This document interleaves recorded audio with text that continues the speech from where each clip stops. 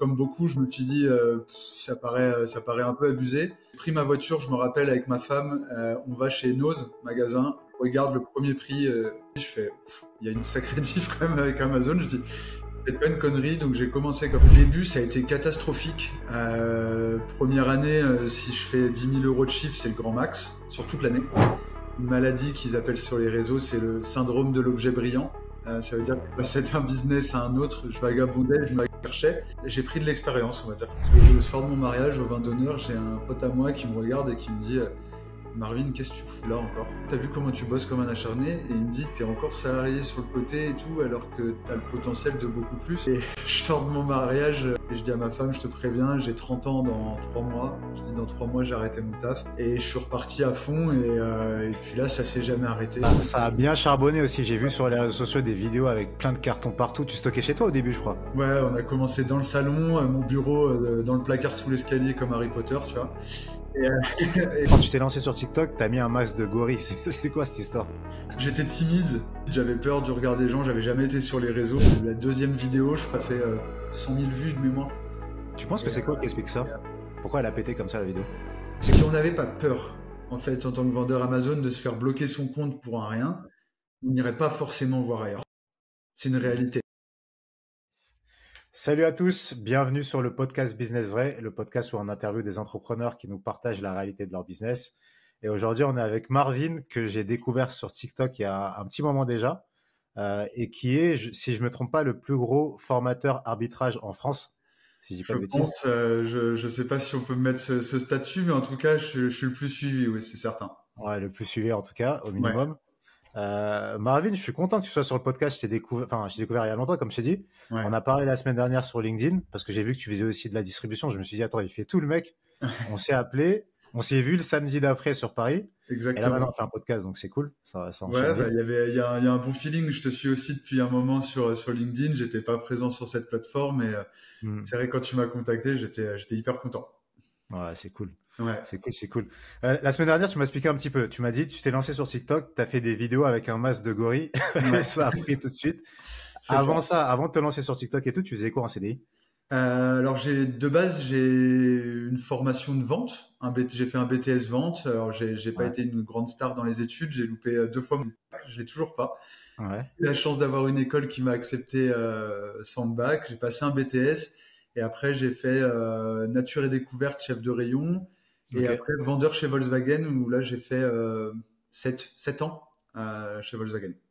Ok. Et c'est quoi qui t'a décidé à te lancer sur TikTok? Et c'était quoi le but?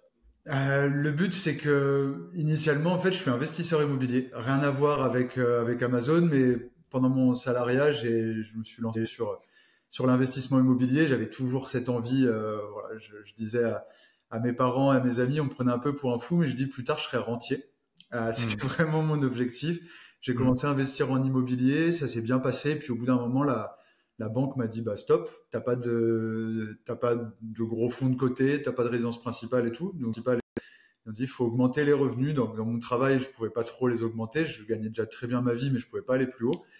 Et du coup, je me suis dit bah vas-y, le business en ligne, c'est ce qui fonctionne. Aujourd'hui, on était je sais plus exactement les dates, mais vers 2017-2018.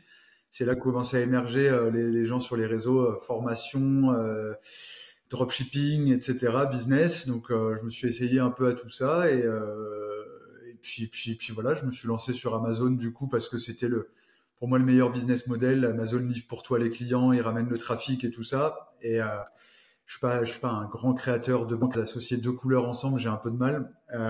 Et là, de revendre les produits des marques existantes, je me suis dit, vas-y, c'est un business model qui me convient. Ouais. Je suis fils et petit-fils de commerçants. Mes parents faisaient les marchés, mes grands-parents faisaient les marchés. Donc, voilà. Acheter, revendre, c'est tout ce que je sais faire depuis que je suis jeune. Ouais. Ok, donc tu as découvert l'arbitrage sur les réseaux. Ouais. Tu as pris une formation pour te lancer? Alors, initialement, je l'ai trouvé donc aux États-Unis. J'ai vu un reportage où il y a des mecs avec leur caddie aux États-Unis qui achetaient dans un magasin qui revendait plus cher. Comme beaucoup, je me suis dit, ça paraît un peu abusé. J'ai pris ma voiture, je me rappelle, avec ma femme, on va chez Nose, magasin, je regarde le premier prix, je regarde le produit, je fais, il y a une sacrée diff quand même avec Amazon, je dis, c'est pas une connerie, donc j'ai commencé comme ça. Mm. Après, sur les réseaux, personne n'en parlait trop à l'époque, hormis un mec qui s'appelait Lotfi, que je salue si jamais il regarde le podcast, que je salue, qui est vraiment un gars extraordinaire qui a partagé beaucoup de son expérience sur Facebook. Il m'a beaucoup répondu, beaucoup aidé à me lancer. Donc il avait une formation, mais qu'il a sorti un peu sur le tard. Donc au début, c'était vraiment de l'échange pur et dur. Ok. Et j'ai commencé comme ça. Voilà. Ok. Donc tu commences, tu te lances. C'est en parallèle de ton CDI, j'imagine? J'étais encore en CDI, j'y allais sur l'heure de midi, j'y allais après le boulot quand je finissais un peu tôt. Et sinon, Mm. c'était vraiment le samedi avec les enfants, avec mon fils dans Ouais, les parce que j'avais baskets. trouvé Et on ton y allait. impression que tu avais des enfants déjà à cette période-là et tu Ouais, t'es. j'avais mon fils et j'ai eu ma fille. Voilà, et on a commencé vraiment comme ça avec les enfants dans le magasin le samedi. C'était le seul Ouais. moment où je pouvais y aller et bah voilà, on a avancé comme Ok. ça. Donc le business, c'est quoi? C'est tu achètes des produits, tu les envoies dans les entrepôts d'Amazon. Ouais, Donc c'est des marques exactement. et t'es sur la fiche produit. Donc vous êtes plusieurs vendeurs sur la fiche produit. Exactement. Tu prends une boîte de Lego, par exemple, de Playmobil. Ouais. Euh, voilà, elle est à vendre X euros sur Amazon, on va dire 25 euros. Tu Mm. la trouves en promotion dans un magasin à 7-8 euros. Et ben voilà, tu l'achètes dans le magasin, tu l'envoies dans les entrepôts Amazon et Amazon livre pour toi à chaque fois qu'il y a une commande. Au début, c'est quoi un peu tes résultats en termes de profit? Au début, ça a été catastrophique. Première année, si je fais 10 000 euros de chiffre, c'est le grand max sur toute l'année. Euh, Parce que en fait, à l'époque, il n'y avait pas tous les outils qu'il y a maintenant. Donc, je Mm. remercie les créateurs de SaaS comme toi qui nous facilitent grandement la vie dans notre activité. Mm. Mais au début, il n'y avait pas, c'était l'application Amazon, sauf que l'application Amazon, quand on scannait, ça nous donnait pas de volume de vente, ça nous donnait pas de la rentabilité. Moi, j'étais en auto-entreprise, ça nous donnait qu'une rentabilité hors taxe. Donc, pour faire des calculs et avoir des choses, c'était vraiment contraignant. Et puis, j'ai commencé aussi avec un tout petit budget. J'ai vraiment commencé avec 400-500 euros mon aventure Amazon, quoi. Ok, ok. Et quand tu parles d'outils, il y a un truc qui s'appelle SellerAmp, c'est ça? Ouais, L'outil principal qui est exactement. utilisé. Ça a été sorti en 2022 Mhm. et c'est ce qui a changé le business Amazon en arbitrage et en wholesale, en vente en gros. Ça a vraiment changé la face parce qu'ils ont réussi à synthétiser les informations qui étaient accessibles, mais sur Keepa par exemple. Donc, à l'époque, il n'y avait pas d'application Keepa, il n'y avait pas tout ça. Donc, il fallait limite se connecter sur la version web, analyser le produit, le retaper. Ça prenait 10 minutes pour analyser un produit dans le magasin. C'était vraiment pas Ah, fou. t'étais dans le magasin avec ton PC et tout, en train Donc d'analyser. c'était vraiment pas optimisé. Et puis quand c'est Mhm. leur ramp est arrivé, en fait, ils ont sorti l'app parfaite. Et voilà, donc moi, entre 2018 et 2022, j'avais un peu arrêté Amazon, j'ai essayé le PL, j'ai eu des bons résultats, mais c'est pas ce qui me convenait. Encore une fois, je suis pas un créateur. Voilà, j'ai fait plein de choses dans ces 4 ans-là, mais sans vraiment me focus. Et 2022, quand c'est leur ramp qui sort, c'est leur installe l'application, et puis là, ça s'est jamais arrêté. Ouais, donc le process, c'est quoi? Tu arrives avec l'application, tu scannes, ça te donne tous les chiffres et tu sais de là si tu vas être rentable ou pas et tu Ouais, choisis si t'achètes ou pas. vraiment en 2 clics, ça te dit le produit il est à vendre X euros, Amazon te prend tant de frais, tu rentres ton prix d'achat dans une case et ça te Mhm. dit bah il y a 40 ventes par mois sur ce produit-là, tu vas Mhm. gagner X euros par produit. T'as le droit de revendre n'importe quel produit que tu trouves en magasin ou il y a des produits limités quand même?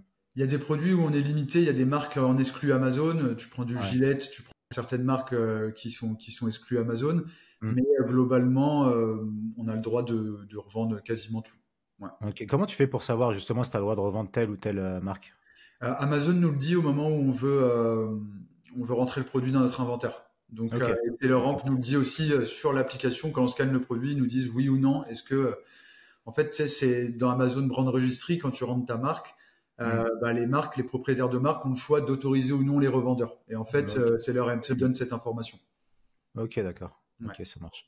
Après, arrivé là, au bout d'un an, donc la première année, tu fais 10 000 euros de CA à peu près. Là, tu te dis quoi? C'est à ce moment-là que tu te lances sur TikTok ou pas? Non, ça c'était vraiment 2018 et je me suis lancé TikTok 2022. Donc entre les deux, j'ai fait construire une maison. J'ai fait plein de choses. J'ai essayé le SMMA. J'avais une maladie qu'ils appellent sur les réseaux, c'est le syndrome de l'objet brillant. Ça veut dire que je passais d'un business à un autre, je vagabondais, je me cherchais. Euh, j'ai pris de l'expérience, on va dire. Parce qu'aujourd'hui, quand je me suis lancé pleinement sur Amazon, ça m'a fait dire, eh ben, c'est le business model qui me convient. Parce que j'ai pas forcément les clients en direct, j'ai pas ci, j'ai pas ça. Et c'était vraiment, voilà. Je me suis rendu compte dans toutes ces années, toute cette expérience, que c'était business qui me correspondait. Et 2022, j'ai eu la chance d'avoir un très bon ami. 2022, en fait, pour l'anecdote, je me suis marié. Et le soir de mon mariage, au vin d'honneur, j'ai un pote à moi qui me regarde et qui me dit Marvin, qu'est-ce que tu fous là encore? Il me dit, t'as vu ton cerveau, t'as vu comment tu bosses comme un acharné? Et il me dit, t'es encore salarié sur le côté et tout, alors que t'as le potentiel de beaucoup plus. Et je me suis dit, si un pote me sort ça au vin d'honneur, le soir de mon mariage, devant tous mes autres potes, je me suis dit, il m'aime, ce mec. Et je lui ai dit que c'était vraiment bienveillant et qu'il me le disait, il m'a regardé, tu sais, d'un mode, vas-y. Et je sors de mon mariage, on part en vacances avec ma femme. Et je dis à ma femme, je te préviens, j'ai 30 ans dans 3 mois. Je dis, dans 3 mois, j'ai arrêté mon taf. Je me relance à 200% dans l'arbitrage. C'est le seul business que j'ai réussi vraiment et où je vois que j'ai un potentiel de me développer. Et je suis reparti à fond. Et puis là, ça s'est jamais arrêté. Fin 2022, je faisais 30-40 000 euros de chiffre. Fin 2024, on fait on fait 350 000 sur fin 2024 par mois. Donc voilà, en 2 ans. Ça a bien charbonné aussi. J'ai vu sur les réseaux sociaux des vidéos avec plein de cartons partout. Tu stockais chez toi au début, je crois. Ouais, on a commencé dans le salon, mon bureau dans le placard sous l'escalier comme Harry Potter, tu vois. Et on faisait les cartons dans le salon. On a tenu au maximum parce que moi, quand j'ai quitté mon taf, j'ai eu la chance d'avoir le chômage en parallèle. Donc, on s'est dit, moins de frais possible, on duplique. Il faut vraiment qu'on arrive avec un gros capital. Voilà, on a rempli le salon, on a rempli le garage, on a rempli les chambres. Il y en avait partout, partout, partout. Mais c'est ce qui nous a permis d'avoir le capital et d'aller très vite, quoi. Ok. Donc le but, là, vous touchez pas à l'argent de l'arbitrage, c'est réinvesti à chaque fois pour grossir. Ouais. Pour l'instant, on ne sort pas de rémunération par Amazon. On pourrait, mais l'objectif, c'est voilà, on a monté d'autres choses. On en parlera par la suite, mais on a monté d'autres choses à côté. Et aujourd'hui, l'arbitrage, on veut encore, voilà, je vais encore faire x10 en 2 ans. C'est l'objectif. Magnifique, Ouais. c'est beau. Mais il y a plein de projets en plus. Il y a du SaaS, il y a tout ça. On va aborder tout ça petit à petit. Ouais, carrément. On s'est développé tout autour de ça, ouais. Ouais. Et à ce moment-là, ta femme aussi est à temps plein avec toi? Ouais, ma femme, elle a arrêté de bosser pendant le Covid. Ok. Voilà, elle est restée à la maison et puis elle s'occupait de ça entre guillemets, elle s'occupait de tous les activités qu'on a essayé sur le côté. Donc elle a pris son chômage et puis voilà, elle essayait de développer, elle nous aidait et puis elle s'occupait des enfants. J'ai la chance d'avoir une femme hyper compréhensive parce que je travaille énormément et je lui ai dit laisse-moi quelques années s'il te plaît. Elle gère tout ce qui est la maison, les enfants, voilà, elle va les chercher à l'école, elle fait tout ça. Et puis ça m'a permis d'être focus à 200% sur le développement du patrimoine familial, on va dire. Ouais, ça marche. Et ça a super bien grossi. Juste petit spoiler avant qu'on attaque cette partie, tu as acheté un entrepôt en novembre, un autre il n'y a pas très longtemps. Ouais. Mais avant ça, déjà, quand tu t'es lancé sur TikTok, tu as mis un masque de gorille. C'est quoi cette histoire? J'étais timide. J'avais peur du regard des gens. J'avais jamais été sur les réseaux, hormis mettre une photo de vacances sur Facebook. C'est tout ce que j'avais fait sur les réseaux. J'ai fait une vidéo YouTube avec Olivier Alain, un formateur Amazon, il y a quelques années, mais c'était tout. Et quand je me suis lancé, voilà, la timidité a fait que j'avais besoin de me cacher. Voilà. Je sais pas expliquer le pourquoi. J'ai ressenti ce besoin-là. C'était l'époque Bored App Club, là, les NFT. Et ben, j'ai pris un masque de ça et puis je me suis mis derrière et ça a bien fonctionné parce que on a eu pas mal d'audience. Ça me permettait de faire des trucs un peu marrants sur les réseaux. Et voilà, on a commencé comme ça. Et puis un jour, on a enlevé le masque et c'est là que ça a explosé. Tu te rappelles des premières vidéos, ce que c'était? Ouais, je montrais aux gens que on pouvait acheter des dessous de plat Ikea, tu sais, les dessous de plat en liège, là. Ouais. Je les achetais 2 euros sur Ikea. Le même dessous de plat de la marque Ikea, il était à vendre 15 balles sur Amazon. C'était une de mes premières vidéos, c'était ça. Et voilà. J'avais jamais été trop sur TikTok, je l'avais même pas l'application 2-3 jours avant de me lancer.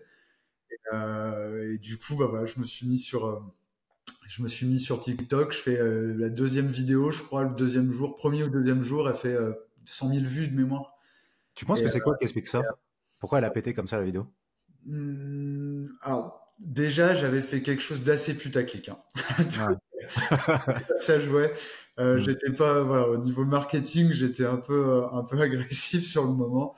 Et sachant que j'ai aucune ambition de formation et tout, à la base, base, mon objectif des réseaux, c'était de faire de l'affiliation pour SellerAmp. Alors, il y avait une offre d'affiliation, je me suis dit, bah, ça fera le petit à côté en parallèle du business. Et voilà, et puis le business model qui n'était pas connu, en fait, aussi, je pense, en France. Il y a plein de gens qui parlaient de Amazon pour créer sa marque et tout ça. L'arbitrage, je pense que ça a ouvert les yeux à énormément de gens sur les possibilités qu'il y avait, en fait, sur la vente marketplace et sur Amazon particulièrement. Et tu me disais d'ailleurs qu'aux États-Unis, c'est beaucoup plus développé qu'en France. Ouais. C'est mieux vu par rapport à la France où il y a un peu une mauvaise image sur l'arbitrage. Bah, en France, les gens, on connaît un peu ce côté où ils aiment pas qu'on gagne de l'argent et encore moins sur leur dos. Là, si on touche à leur portefeuille, c'est compliqué. Euh, Aux États-Unis, ils ont moins ce souci-là. C'est un pays qui est plus capitaliste, on va dire, dans l'esprit. Donc, ils ont moins ce souci-là. Et puis, je pense qu'ils ont aussi de l'avance sur plein de choses. Euh, Aujourd'hui, en France, on a moyen, mais les gens, ce qu'ils comprennent pas, c'est que quand on fait de l'arbitrage, on achète des produits qui sont à moins 80% en règle générale. Donc quand tu l'achètes à moins 80 et que tu le revends juste le prix classique, on fait ni plus ni moins que la même chose qu'un Carrefour. Eux, ils le vendaient 20 euros le produit il y a 2 jours. Là, ils font une promo à moins 80 et puis il est à 20 euros dans 2 jours quand la promo est finie. Donc là, ça gêne pas, on va dire, les gens d'acheter à 20 euros chez Carrefour, mais ça gêne que nous, on gagne de l'argent là-dessus. Ouais, c'est ce côté-là. Ok, c'est ce côté-là qui Je gêne un petit peu. pense, je pense. Ouais. Donc, quand on a commencé sur les réseaux, ça a pris de l'ampleur très très rapidement. Ouais. Et tu me disais aux États-Unis, tu as des très très gros business d'arbitrage qui sont en place. Tu suis un petit peu ça sur des chaînes YouTube ou autre? Ouais, je suis vachement ce qui se fait parce qu'en plus, même les nouvelles stratégies et les développements aujourd'hui en France, il n'y a pas de gros vendeurs qui font, on va dire, arbitrage retail sur les réseaux. Aux États-Unis, on a des très très gros. J'ai eu la chance d'échanger avec Eric Castellano, par exemple. C'est plus de mémoire, c'est plus de 30 millions à l'année de chiffres sur ce business model-là. Et, euh, et surtout, c'est un business qui est évolutif. Et aux États-Unis, ils m'ont permis de m'en rendre compte parce que on se dit l'arbitrage, voilà, c'est pas pour faire sur du long terme, c'est compliqué. Ouais, on commence avec de l'arbitrage et on finit avec de la distribution de marques, avec des grossistes, avec tout ça Hmm. qui nous permettent d'accélérer, mais c'est exactement le même business model. Ok, ok. Et c'est quoi les marges à peu près dans le business de l'arbitrage en général? Sur de l'arbitrage, on va être entre 20 et 25% hors taxe net à peu près. Ouais, Euh, ok. donc c'est confortable, sachant qu'on n'a pas du tout de publicité. Ouais. On n'a pas des gros frais de stockage parce qu'on est en général sur des petits stocks. Quand on achète un produit, on en achète deux, trois. Sachant qu'à Amazon, bah, on paye pas les frais de stockage le premier mois, si je dis pas de bêtises. Donc au final, on a très peu de frais annexes. On a besoin juste de SellerAmp et de SellerAmp. Et c'est le seul logiciel qu'on a besoin pour se lancer. Donc avec 500 euros, on crée notre compte Amazon, la structure de ton entreprise, SellerAmp et c'est parti. Ok, ok. Ouais. On va peut-être rentrer plus en détail après sur le fonctionnement du business, mais on va revenir un petit peu sur TikTok. Ta Ouais. deuxième vidéo a fait 100 000 vues, tu te dis quoi à ce moment-là? Je me dis waouh. Je me dis waouh. Je prends des messages dans tous les sens, mais vraiment des centaines de messages de gens qui me disent je fais ça déjà sur Vinted et tout ça. Je savais pas qu'on pouvait faire ça sur Amazon. Ils faisaient ça les gens sur Vinted, sur Le Bon Coin et tout ça. Et en fait, quand ils ont vu, je pense qu'il y en a beaucoup qui ont pris le réflexe, tu sais, de prendre un produit qu'ils avaient acheté pour faire ça et d'aller voir le prix sur Amazon. Et en fait, ils se sont rendus compte que bah, tout le monde pouvait se faire son complément de revenu ou plus avec ça. Et voilà, je prends plein de questions. Au bout de quelques jours, je prends tellement de questions, je me dis bon, je suis entrepreneur quand même. Je vais sortir un e-book. Donc, je sors un e-book de quelques pages avec vraiment les stratégies de base pour créer une expédition et rentrer un produit dans Amazon. Je le lance à 5. Premier jour, je fais 100 ventes de e-book, je crois, avec le lancement. Là, je fais waouh. Les gens ils me disent encore plus, donc bah, je ressors un e-book plus complet qui faisait, je sais plus le nombre de pages, mais beaucoup plus complet que je sors à 20 euros. On prend énormément de commandes, et puis au bout de 2 mois, 3 mois avec le e-book, je me fais tanner. Les gens ils me disent une formation, s'il te plaît, une formation. Hmm, Et je me suis mis devant ma caméra avec beaucoup de difficultés, et puis j'ai hmm, commencé à tourner des vidéos, hmm. et puis de fil en aiguille, bah, on s'est développé et aujourd'hui, voilà, au moment où on parle, mars 2025, on a formé plus de 2000 personnes. Ouais. C'est ouf. Donc c'est chouette. C'est ouf. Ouais, c'est Tu me carrément disais chouette. la première vidéo que tu fais, parce que ça c'est un truc aussi, ça paraît naturel pour tout le monde, mais c'est pas Ouais. évident de se mettre devant une caméra et parler. Ouais. T'as mis un pote en face de toi? Ouais, j'ai demandé à un pote de se mettre, je filmais sur Zoom, tu sais, c'est la version gratuite de Zoom au tout début. Hum, Et j'ai demandé à un collègue, j'ai dit, j'arrive pas. Je fais, est-ce que tu peux juste te mettre, tu mets pas ta caméra et puis je te parle en fait. Et ça, ça m'a vachement aidé au début parce que c'est très compliqué de parler à une caméra quand on n'a jamais fait l'exercice, de se lancer, c'était vraiment compliqué pour moi.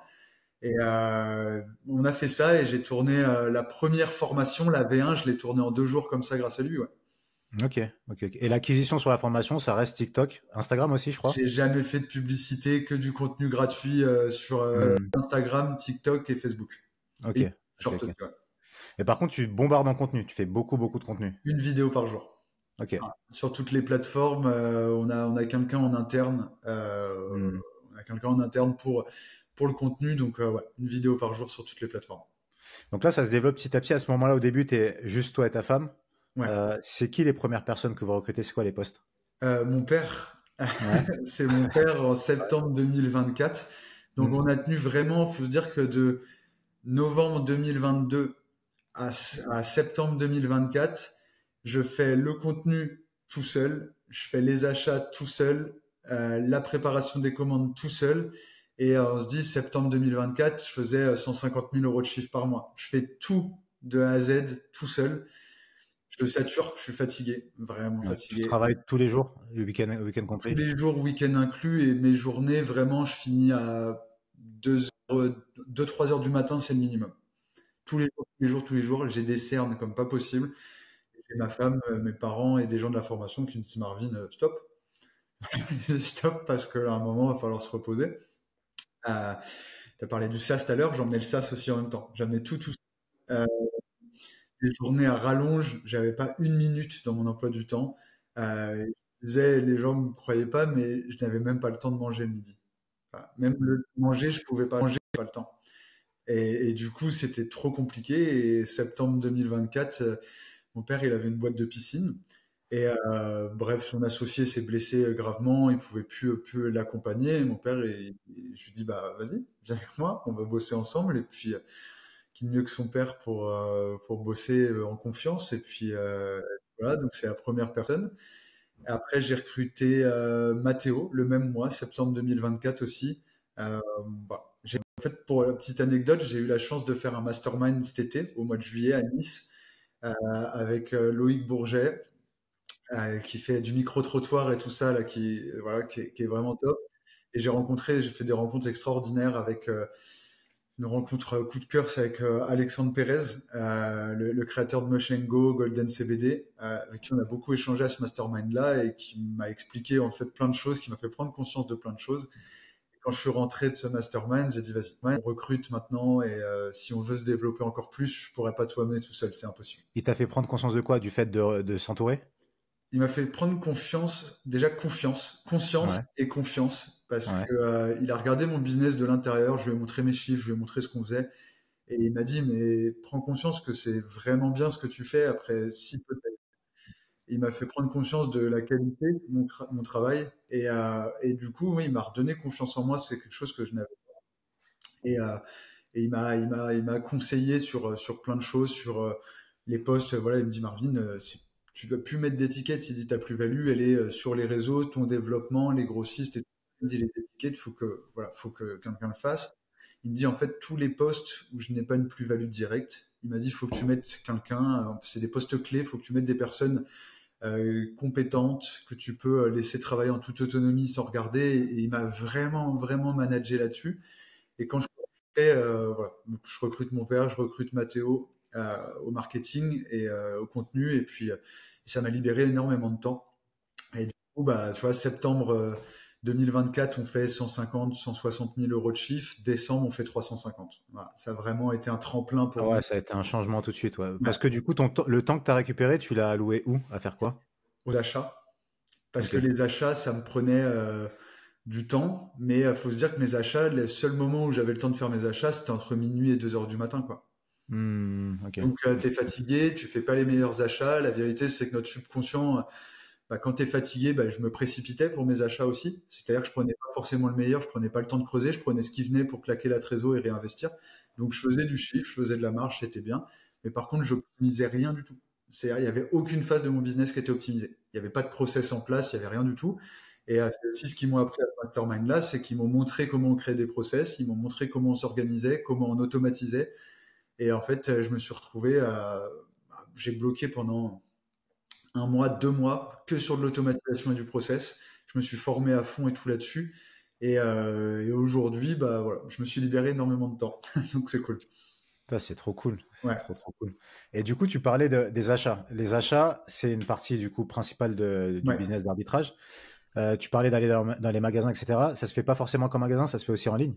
Ça se fait en magasin et en ligne, ouais. Ouais. Après, à force, les magasins, j'en fais toujours, si vous voulez, mais sans me déplacer. Aujourd'hui, le réseau, voilà, il y en a plein, on entend dire sur les réseaux que les magasins, ils veulent pas, etc.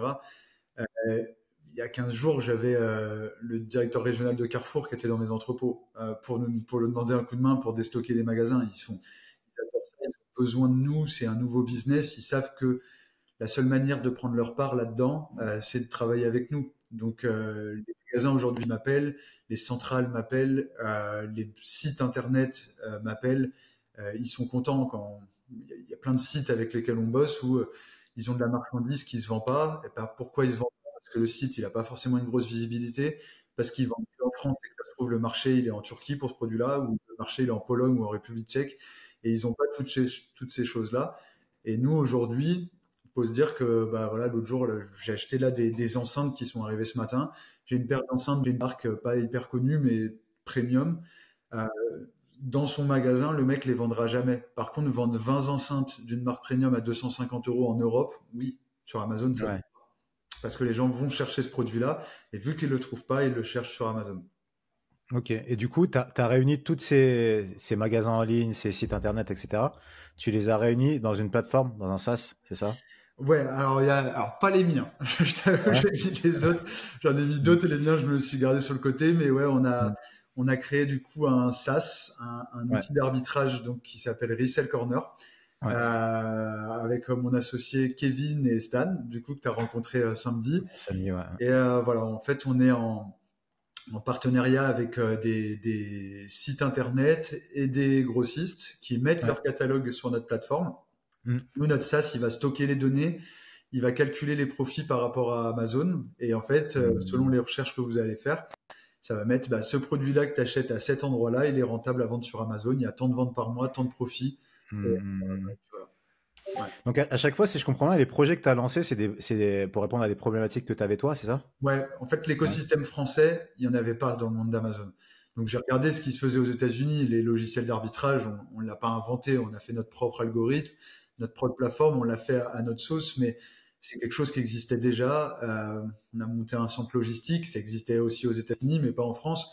Moi, ma volonté, c'était d'aller plus loin et de démocratiser un peu l'arbitrage et le retail, on va dire, en France. Et, du coup, vu qu'il y avait rien, voilà, je voulais être celui qui crée ça. Et pour les gens de ma formation, c'est bénéfique. Il y en a plein, ils pouvaient pas se lancer.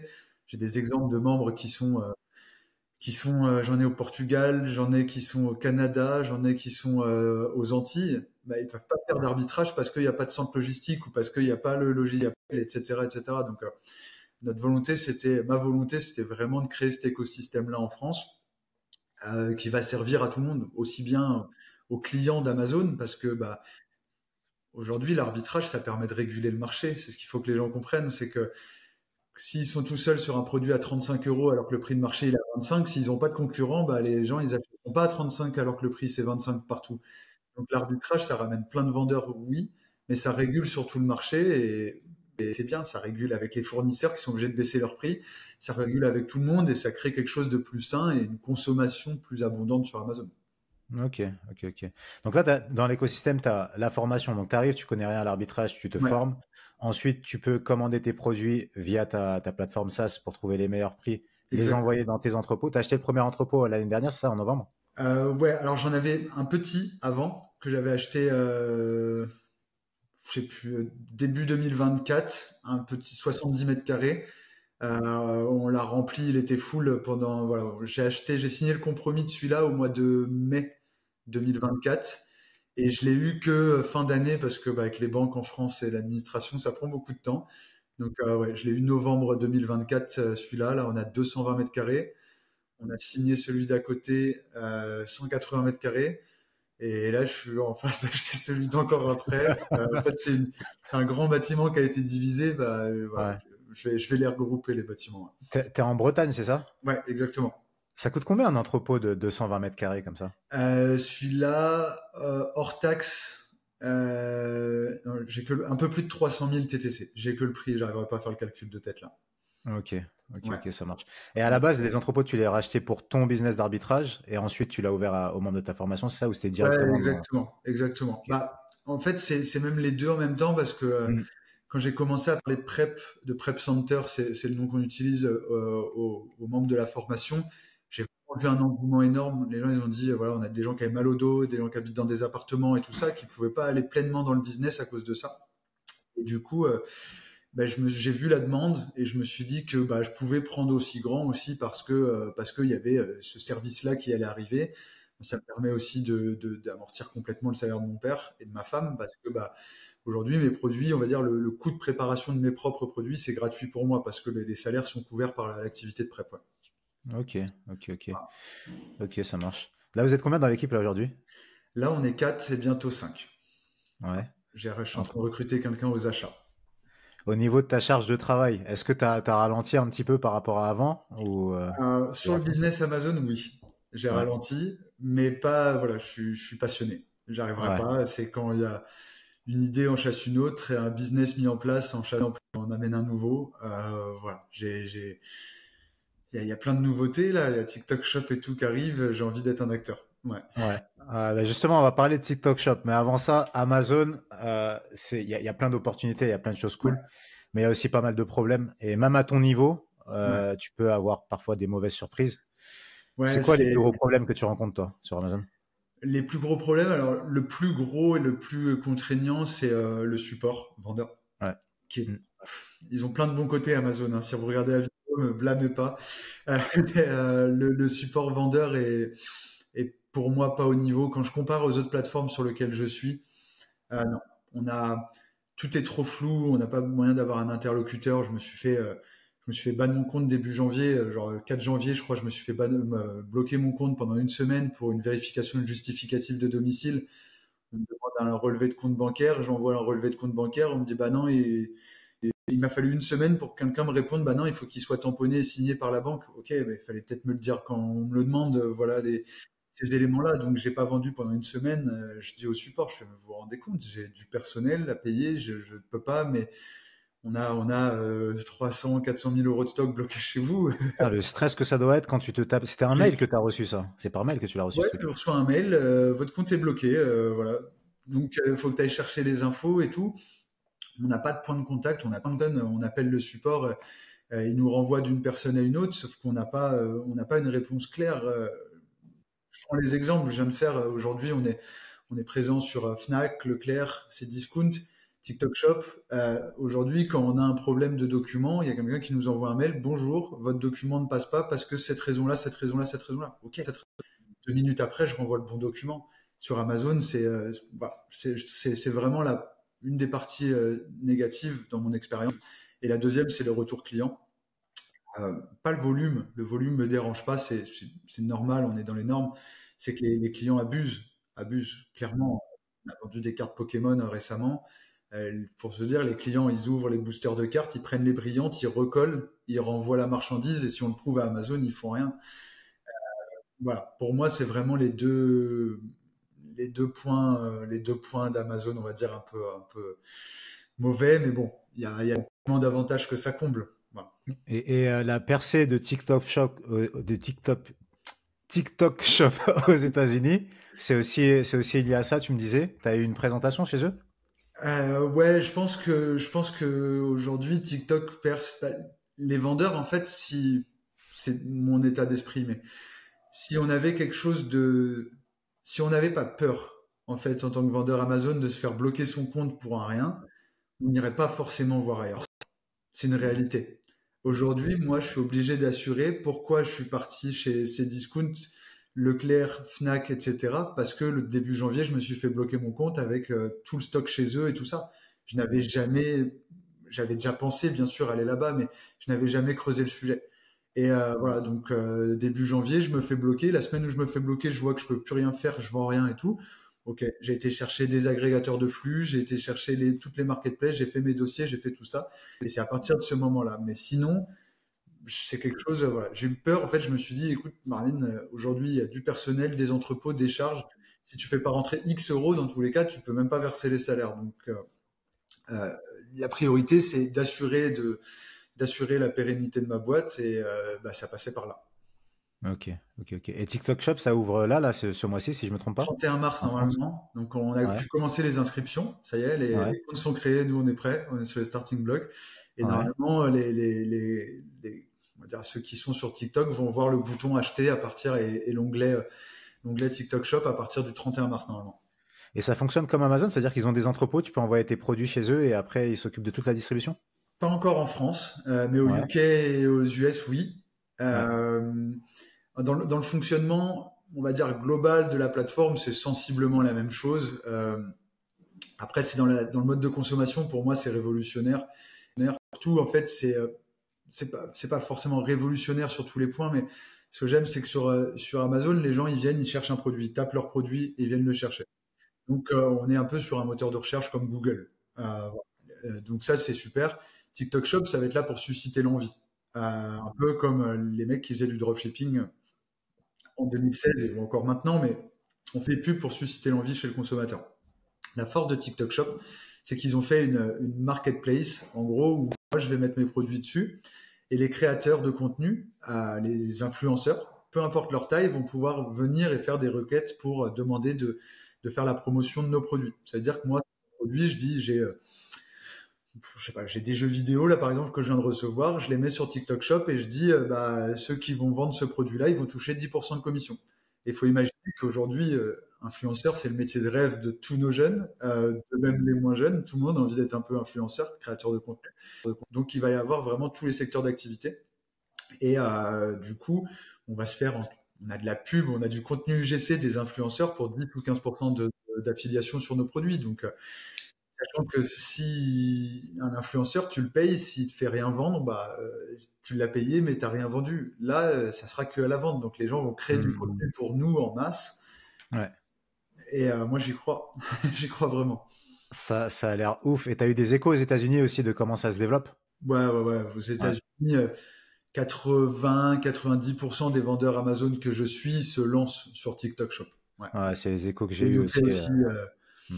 Voilà. Et j'ai un mec que je suis, qui j'ai déjà échangé au UK, Hmm. qui a eu les mêmes problèmes que moi avec Amazon sur du blocage de compte. Il est passé il est passé même 100% TikTok Shop maintenant. Voilà. C'est pas ma volonté. Moi, c'est vraiment sur des axes de développement. Je veux qu'Amazon, ça reste mon business de base et ça le restera, les marketplaces. Mais TikTok Shop, ouais, on a plein d'idées. On a plein d'idées. Bah, c'est cool. Ah, ce serait cool. On pourra faire des vidéos là-dessus une fois que tu auras fait ton lancement pour que tu puisses Avec partager comment plaisir. 31 comment mars, ça on a a 3 évolué. boutiques qui se lancent sur TikTok Shop, Ouais. donc on y croit vraiment. Ouais. C'est quoi? C'est pareil, c'est de l'arbitrage. Donc, c'est des marques existantes que vous allez lancer ou trois Alors là, on boutiques va être que ça sur marche? de la distribution, parce que pour Ok. être honnête, l'arbitrage, j'en fais plus beaucoup quand même. Moi, je fais que Ouais. du retail ou wholesale, c'est-à-dire que Ouais. j'achète chez des grossistes et j'achète chez les marques en direct. Du Ouais. retail, j'en fais un petit peu pendant des périodes sur les soldes ou des déstockages où voilà, quand le mec de chez Carrefour m'appelle, où là on a eu par exemple 1000 brosses à dents Oral-B en centrale d'achat, ils ont 1000 brosses à dents Oral-B, ils nous passent Hmm. un coup de fil et puis on se les fait livrer directement ici et voilà. Donc on déstocke encore les centrales, mais je fais plus de du coup par coup, deux trois produits par deux trois produits, Hmm. je le fais plus. Ouais, c'est de la distrib Euh, maintenant. ouais, donc aujourd'hui c'est vraiment sur de la distribution et du grossiste, on achète chez des fournisseurs et puis voilà. Et d'ailleurs, ça, c'est l'activité que je voyais sur LinkedIn. C'est pour ça que ça m'avait intrigué. Je me Ouais. disais, tu touchais un petit peu à tout. Et donc, tu es capable d'aller voir aujourd'hui une marque ou même un entrepôt, même une usine en Chine et de leur dire, nous, on vous achète vos produits à la source. Ouais. Et après, tu t'occupes de la distribution. Donc, avant même qu'ils aient vendu sur Amazon, tu leur achètes leur stock, c'est ça? Ouais, alors on travaille pour l'instant, on travaille qu'avec des marques qui ont déjà des fiches produits existantes sur Amazon. qui ne vendent pas en direct, et même qui vendent en direct. Il y a certaines marques, là je pense à une marque coréenne qui est intéressée pour travailler avec nous. Et en fait, voilà, notre objectif, c'est que aujourd'hui, il y a énormément de problématiques pour les marques étrangères hors Europe. C'est tout ce qui est TVA, tout ce qui est gestion de stock, importation de marchandises. Quand je dis c'est problématique, c'est que aujourd'hui, une boîte coréenne, là, j'ai cet exemple-là en tête, ils veulent venir vendre en France. Stock en France, il leur faut le numéro de TVA français. C'est plusieurs semaines, voire mois pour l'avoir. Ils veulent vendre en Allemagne, il faut le numéro de TVA allemand pour aller stocker en Allemagne. Et il leur faut le numéro de TVA dans tous les pays. Pour une boîte coréenne, l'administration française, c'est un casse-tête. C'est pas possible. Donc, euh, nous, déjà en France, des fois, on ne reçoit pas les courriers de l'administration française. En Corée, ils ne le recevront jamais. C'est même pas la peine. Donc, aujourd'hui, une de nos forces, déjà, c'est ça. C'est que nous, on a un compte Amazon avec plein d'avis, on a nos entrepôts, on a tous nos numéros de TVA. C'est-à-dire qu'une marque, on lui achète de la marchandise en Corée, ils la font livrer chez nous, on distribue dans toute l'Europe dès le lendemain. Ça, c'est une de nos forces. La deuxième, c'est qu'on n'a pas de rupture de stock. Il y a plein de marques, pareil, Corée, tout ça. Si jamais on est deux sur la fiche, bah, lui, il a toujours du stock ou moi, j'en ai. Il y a le maintien des prix. Le maintien des prix, aujourd'hui, on rentre dans une guerre des prix et une marque, elle va se faire un peu taper dessus s'il voit que là, c'est du cosmétique coréen. Si sur Sephora, le produit, il est à 25 € et que sur Amazon, il est à 15, Sephora va pas être content. Euh, Même si le prix de vente conseillé est à 25. Donc nous, on signe des contrats et on s'assure de maintenir les prix qu'ils nous ont dit. Et du coup, à partir du moment où on a ces contrats de distribution, on peut virer les mecs qui font qui font pas le taf correctement sur la marketplace. Donc on a toute cette partie-là. On a aussi le marketing. On travaille avec des prestats qui nous permettent de refaire les fiches, les optimiser. Il y a tellement de marques qui vendent des produits, mais des produits vraiment en grosse quantité avec des fiches produits qui sont vraiment pas optimisées, qui peuvent faire plus. J'ai un exemple là où j'ai une marque de chaussettes que je suis en train de vendre, la chaussette qui fait le buzz vraiment en France dans tous les magasins. Voilà, je suis en train de discuter avec eux parce que bah, ils ont des produits qui se vendent à 400, 500 unités par mois. Il y a une photo, un titre qui a même pas le bon nombre de caractères, pas de bullet point, pas de contenu à plus, rien du tout. Ils font plus de 200 ventes par an. Donc voilà, notre job aujourd'hui, c'est de dire, vous êtes une marque, vous savez très bien créer les produits, vous savez très bien les distribuer dans les magasins. Sur les marketplaces, c'est notre boulot, c'est un taf différent. Nous, on sait le faire et puis on va le faire pour vous. Et la force, c'est qu'il y a plein d'agences en France. Il y a plein d'agences qui vont vous aider à optimiser les fiches produits, etc. Ouais, nous, on va plus loin. On achète la marchandise sortie de leurs entrepôts. Ça veut dire, eux, ils sont payés tout de suite. Ils peuvent racheter de la marchandise derrière, recommander. Nous, on les paye chez eux, la marchandise, et on s'occupe du reste. Et aujourd'hui, en France, il y a un très gros que je respecte énormément qui s'appelle Ponera, qui fait Ponera aussi. Et nous. Voilà. Ok, ok, ok. Ça, c'est top hein, d'avoir monté tout ça. Je sais pas si tu prends le temps de prendre le recul sur ça, mais il y a encore 4 ans en arrière, tu étais en CDI, 4-5 ans. Et là, maintenant, tu as plein d'activités qui tournent, qui sont complémentaires, etc. Tu fais du 3PL aussi, si je me trompe pas. Donc, quelqu'un qui vend sur Amazon et qui va avoir un stock tampon en France pour éviter les ruptures de stock, il peut te les envoyer. Exactement. Et tu gères les expéditions. Voilà. Donc, on a le Prep Center, voilà, où les gens, les marques, en fait, c'était vraiment aussi mon objectif de base. Tu disais juste avant, est-ce que je m'en rends compte? Je m'en rends compte. Est-ce que je suis content? Oui. Mais pour moi, c'est que le début. Vraiment, que le début. Il y a trop d'axes à développer encore dans l'écosystème français. Et aujourd'hui, nous, là, ce qu'on voulait, c'était construire l'offre. Donc, l'offre, pour moi, elle est vraiment en place que depuis début 2025, parce qu'à la base, j'ai construit maillon par maillon et je voulais une offre où n'importe quelle personne qui veut bosser sur Amazon, j'ai une solution pour elle. Donc, distribution de marque, on peut le faire. Est-ce qu'on peut faire de l'optimisation de fiches et tout? Oui. Est-ce qu'on peut faire que de la logistique? Oui. Est-ce qu'on a des logiciels? C'est-à-dire que voilà, on a aussi une boutique, on n'a pas parlé, mais sur le site de notre prep, on a fait une boutique avec le petit matériel pour les vendeurs Amazon. Par exemple, un vendeur Amazon, s'il veut faire un lot de produits, il faut un sachet avec les risques de suffocation dessus et tout ça, dans toutes les langues où va être distribué le produit, les étiquettes This is a lot, do not separate, voilà, tout ça, on l'a sur la boutique aussi. Donc on a vraiment tous les maillons de la chaîne. Et aujourd'hui, ce qu'on voulait, c'était pouvoir impacter toutes les personnes qui veulent travailler sur Amazon. Voilà. C'est quoi l'ambition là du coup pour la suite? L'ambition, alors sur Amazon, c'est clairement de faire x10 encore dans les 2 ans. C'est très ambitieux, hein. Ça peut paraître prétentieux, mais je pense que j'ai les compétences pour le faire. Et après, c'est de développer sur d'autres branches qu'Amazon.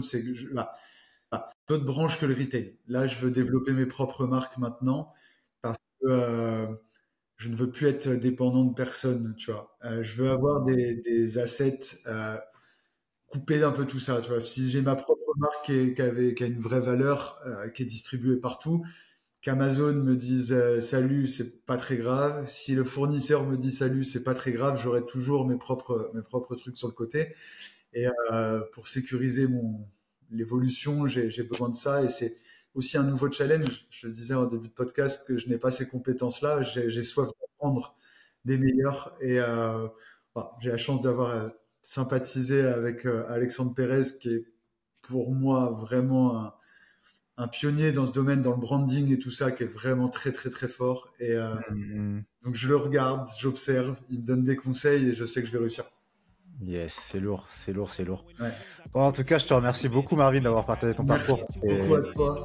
C'est motivant. C'est la première fois que je fais cet exercice et franchement, au top. Tu m'as mis à l'aise et tout. Merci beaucoup pour l'invitation, ça me fait grave plaisir. Et de t'avoir rencontré, peut-être qu'on va rester en contact, c'est sûr. Et ouais, c'est sûr, carrément. Et en tout cas, merci d'avoir partagé ton parcours. Comme je t'ai dit, on pourra refaire d'autres vidéos comme ça sur des sujets précis, sur l'arbitrage ou sur l'évolution. Avec grand plaisir. Je te dis à la prochaine. Merci beaucoup. À très vite. Allez, salut. Ciao. Everybody in the whip got room to hold them high. Hands held high, raise them up to the sky. Never let them low, only thought you should know. Hands held high, raise them up to the sky. Never let them low, only thought you should know. Hands held high, raise them up to the sky. Never let them low, only thought you should know. Hands